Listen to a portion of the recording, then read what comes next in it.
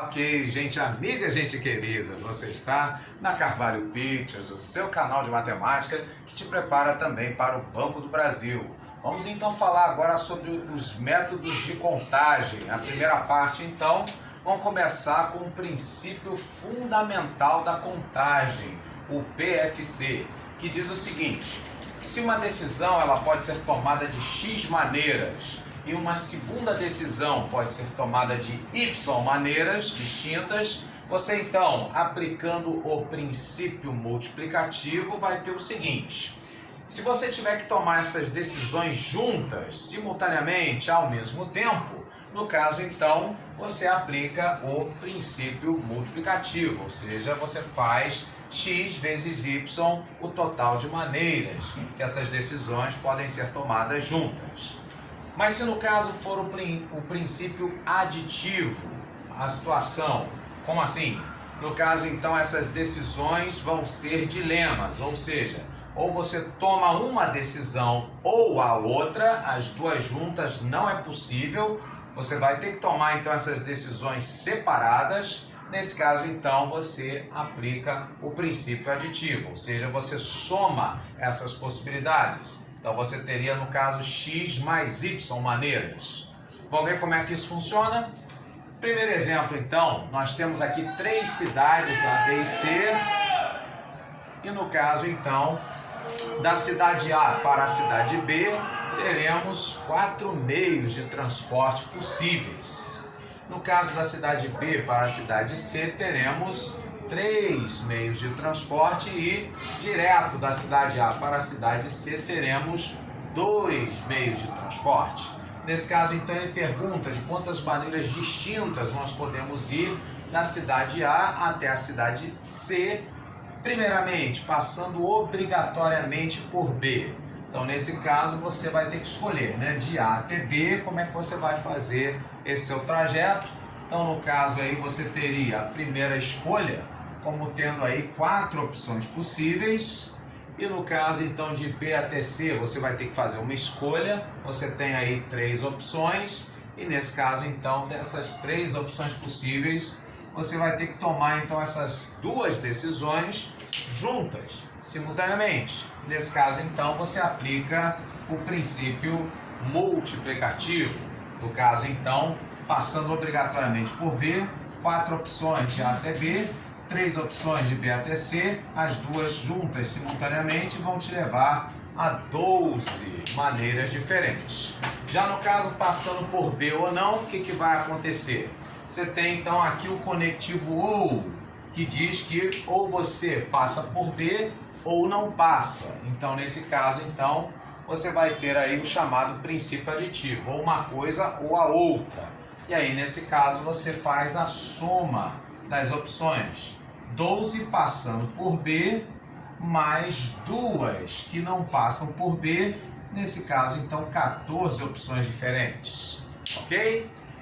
Exemplo 2, no caso então temos um construtor que tem 4 cores diferentes para poder pintar 5 casas conforme essa ilustração aqui.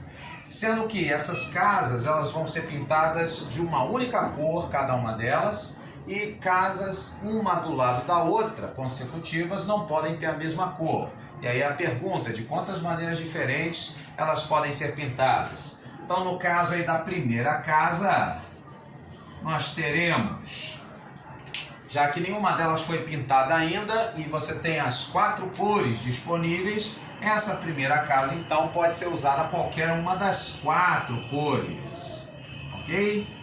Já no caso da segunda casa, que está ao lado da primeira, o que acontece? Eu já não posso usar a mesma cor que eu usei aqui, correto? Então você elimina uma dessas 4 cores, a segunda casa só poderá ser usada 3 cores.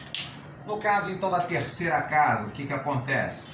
Eu não posso usar a mesma cor que a que está do lado dela, por isso então, no caso aí nós teremos disponíveis outras 3 cores. E a mesma maneira nós teremos aí a quarta e a quinta casas em que nós podemos utilizar aí, né, tirando a cor da casa que está ao lado dela, adjacente, podemos usar então as 3 cores restantes. Então o que vai acontecer é que, como essas decisões têm que ser tomadas juntas simultaneamente, a gente usa então o princípio multiplicativo. Então multiplico 4 por 3 elevado à quarta, ou seja, 4 vezes 81.